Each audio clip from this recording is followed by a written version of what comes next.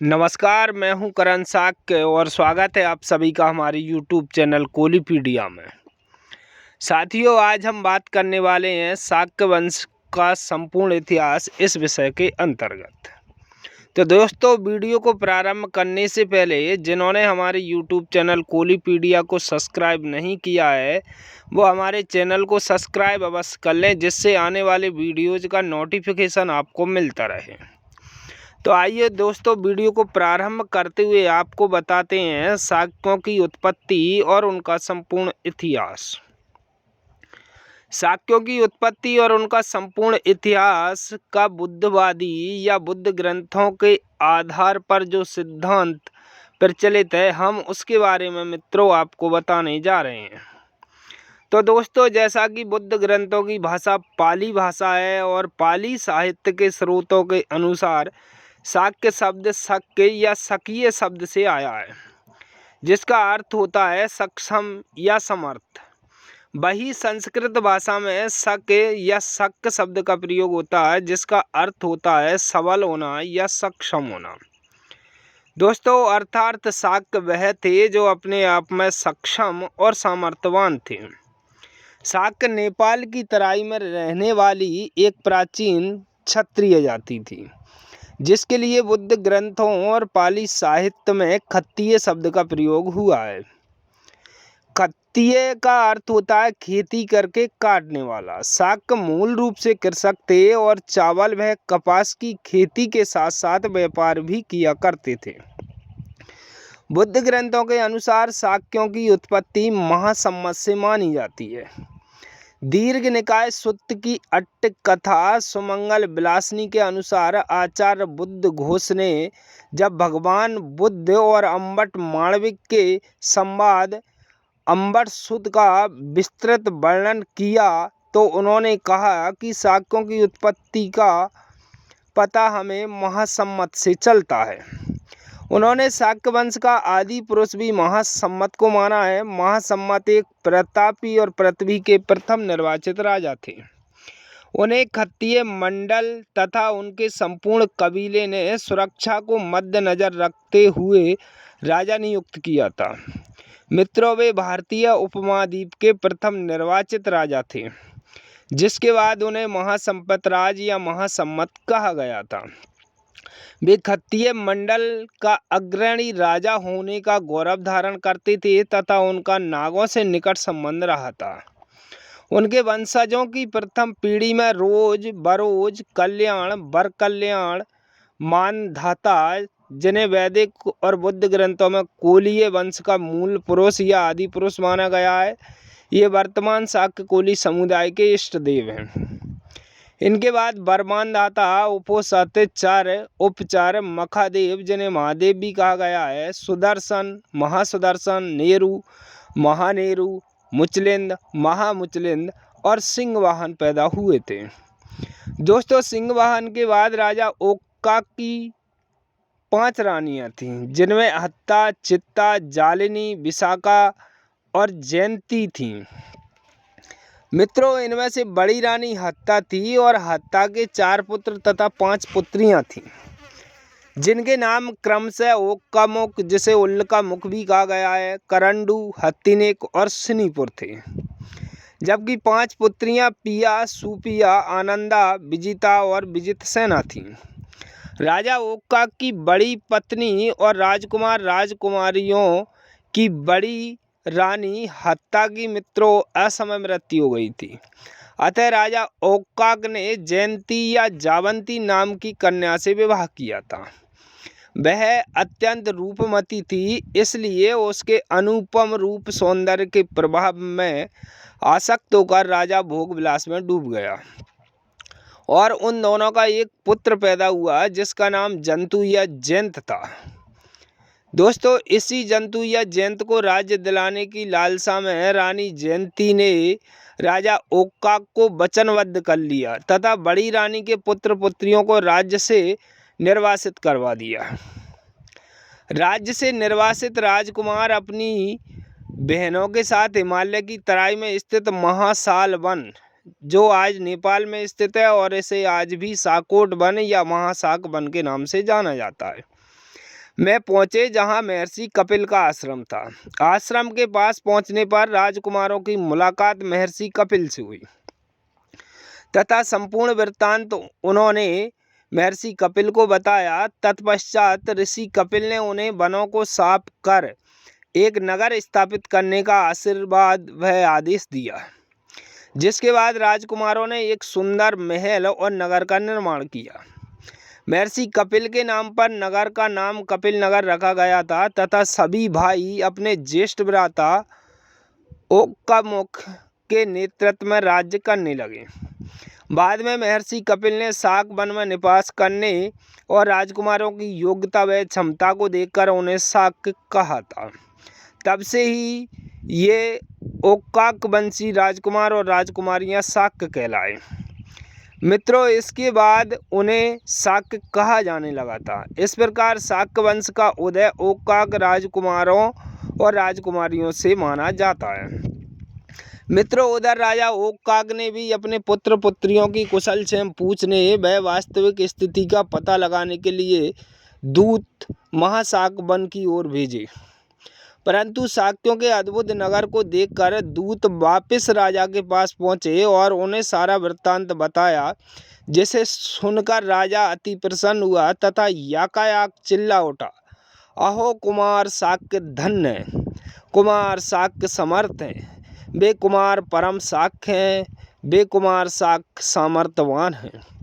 अतः इस तरह से उनके पिता ओकाक द्वारा कुमारों को भी शाक्य कहा गया था, परंतु ईजे थॉमस और आचार्य अश्व घोष ने शाक्य नामकरण के पीछे महाशाक वन में निवास करना ही माना है। उधर दूसरी तरफ कुणाल जातक में वर्णन आया है कि चारों राजकुमारों ने अपने वंश की शुद्धता तथा रक्त अभिमान को जीवित बनाए रखने के लिए बड़ी बहन पिया को छोड़कर आपस में विवाह कर लिया तथा सहवास कर अपने वंश को आगे बढ़ाया। कुछ समय पश्चात ही शाक्यों की बड़ी बहन पिया को कुष्ठ रोग हो गया था। अतः उसे शाक्यों ने एक निश्चित स्थान व्याघ्र पंज गुफा में भेज दिया था, जहाँ कोल वृक्षों की अधिकता तथा बियावान जंगल था। मित्रों, इत्तेफाक से उसी समय में काशी के एक राजा कोली ऋषि राजा राम को भी कुष्ठ रोग हो गया था, जो कोल वृक्षों की छाल शरीर पर लगाने और कंद मूल फल खाने के कारण रोग से मुक्त हो चुके थे। कोली ऋषि राजा राम से मिलने के बाद पिया का भी कुष्ठ रोग सही हो गया तथा उन्होंने आपस में विवाह कर एक नए वंश कोलीय वंश का उदय किया था। इस तरह कोलियों की उत्पत्ति भी शाक्यों से मानी जाती है। मित्रों, इन्हीं शाक्यों ने कपिल वस्तु पर राज्य स्थापित किया था और कपिल वस्तु के राजवंश का प्रचलन किया था। मित्रों, कपिल नगर के ओकाक कुमारों के वंश में सिंहानु शुद्धोदन से पहले भी एक प्रतापी राजा सिंहेश्वर हुआ था। वह बहुत ही धैर्यवान और प्रजावत्सल राजा था। उसके 82,000 पुत्र पुत्रियां थे, जिनके अंतिम राजा जयसेन थे और जयसेन के समय में ही शाक और कोलियों के संबंध का स्पष्ट पता चलता है। कोलियों से प्रगाढ़ संबंध होने के कारण ही जयसेन को राज्य विस्तार में काफ़ी मदद मिली। उन्हें शाक्य संजय भी कहा गया है मित्रों, और उनके पुत्र का नाम सिंहानु था, जो शाक्य वंश का एक प्रतापी राजा हुआ था। उसे वैदिक साहित्य में शाक्य नाम भी दिया गया है। सिंहानु परम प्रतापी और पराक्रमी राजा था। उसे सिंहों का अनुसरण करने वाला और सिंह के समान ठोड़ी वाला भी कहा जाता है। उसने काफ़ी हद तक शाक्य गणराज्य का विस्तार किया था। उसका विवाह देवदाह के कोलीय राजा, जिन्हें कई विद्वानों ने देवदाह शाक्य भी कहा गया है, की पुत्री कंचना, जिन्हें कात्यायनी भी कहा गया है, से हुआ था तथा उनकी बहन लुम्बा या सुलक्षणा, जिन्हें यशोधरा प्रथम भी कहा गया है, का विवाह देवदाह के संस्थापक कोलीय राज देवदाह शाक्य के ज्येष्ठ पुत्र आंजन कोलीय से हुआ था।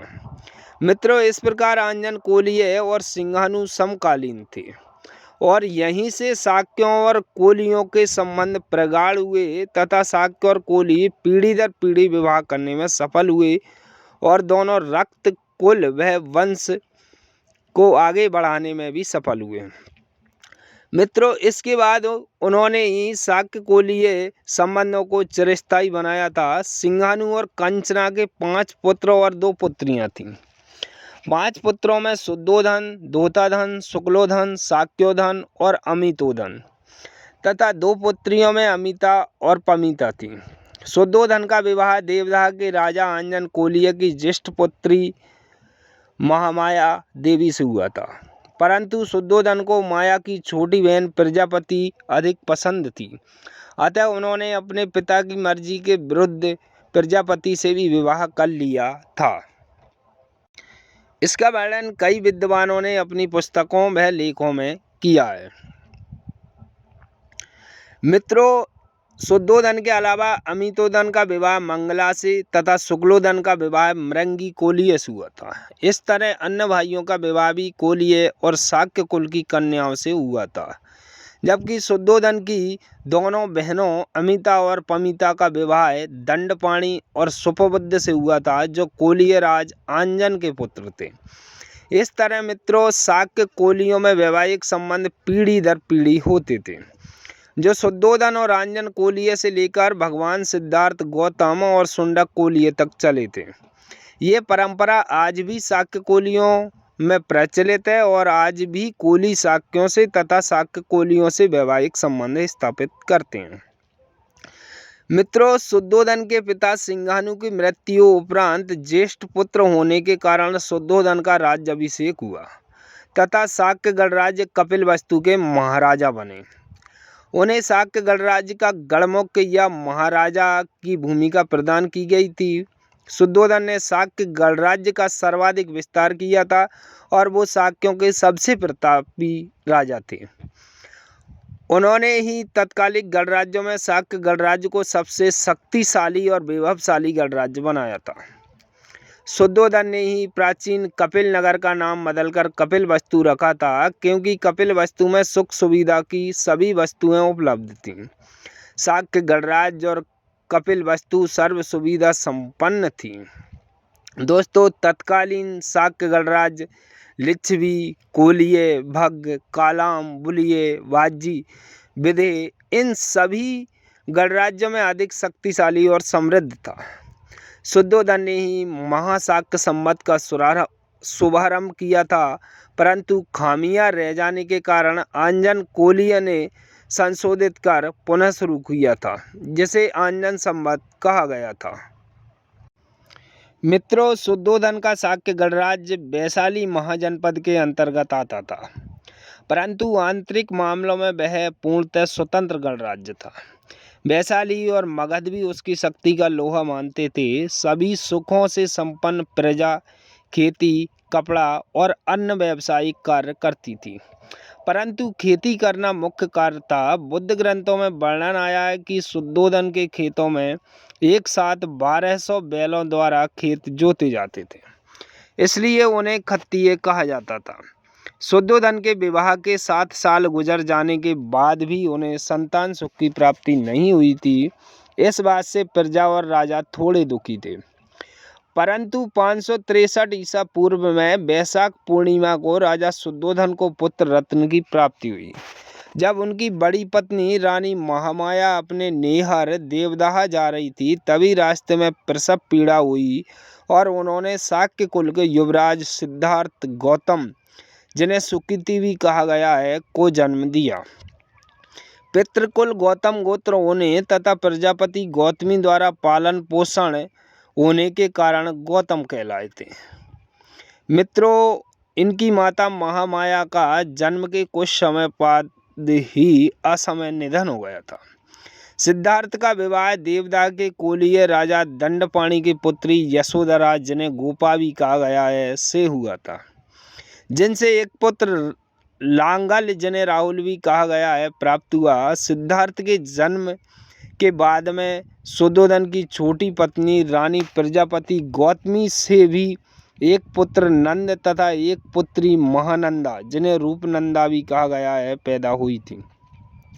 इस प्रकार शाक्य कुल में अमितोधन के देवदत्त और आनंद, धोताधन के महानाम और अनिरुद्ध, शुक्लोदन के शकभद्र जिन्हें भद्दिये भी कहा गया है और द्विजय जिन्हें उपादान भी कहा गया है पैदा हुए थे। हालांकि मित्रों इस वंशावली में तिब्बती लेखों, सुमंगल विलासनी, चीनी बुद्ध ग्रंथों, सिंगलीज लेखों, पाली अट्ट कथाओं में फेरबदल देखने को मिलता है, लेकिन सभी वंशज समान रूप से हमें तमाम बुद्ध ग्रंथों में प्राप्त होते हैं। युवराज सिद्धार्थ के गृह त्याग करने के बाद महाराजा शुद्धोधन के स्वास्थ्य में गिरावट आने लगी थी।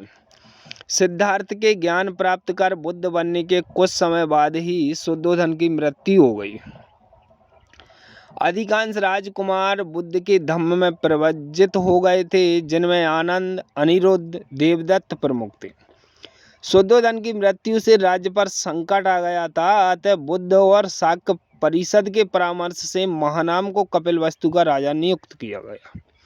महानाम के शासन काल में ही शाक्यों पर कौशल नरेश विरुधका का आक्रमण हुआ था, जिसने शाक्य वंश का संपूर्ण विनाश किया था।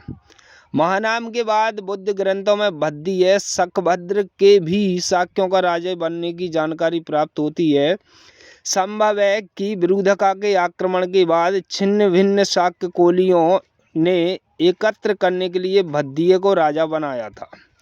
भद्दिये के शुंडक या क्षुद्रक कोलिये से भी घनिष्ठ मित्रता का पता बुद्ध ग्रंथों में चलता है। मित्रों, भद्दिये और शुंडक कोलिये ने ही शाक्यों और कोलियों के अस्तित्व को बचाने के लिए प्रयास किए थे, परंतु शाक्यों, कोलियों और बौद्धों पर हुए निरंतर हमलों ने उनके राज्य और शासन को समाप्त कर दिया था। इस प्रकार कपिलवस्तु के राजवंश की वंशावली का व्याख्यान बुद्ध ग्रंथों से हमें प्राप्त होता है, जिसके आधार पर हमने कपिलवस्तु के शाक्यों और उनके प्राचीन पूर्वजों का इतिहास आपके समक्ष पेश किया है। दोस्तों, इसके बाद हम दूसरे वीडियो में शाक्यों के पतन, स्थान तथा नाम परिवर्तन के बारे में आपको बताएंगे। अगर वीडियो आपको अच्छा लगा है तो वीडियो को लाइक, सब्सक्राइब और कमेंट अवश्य।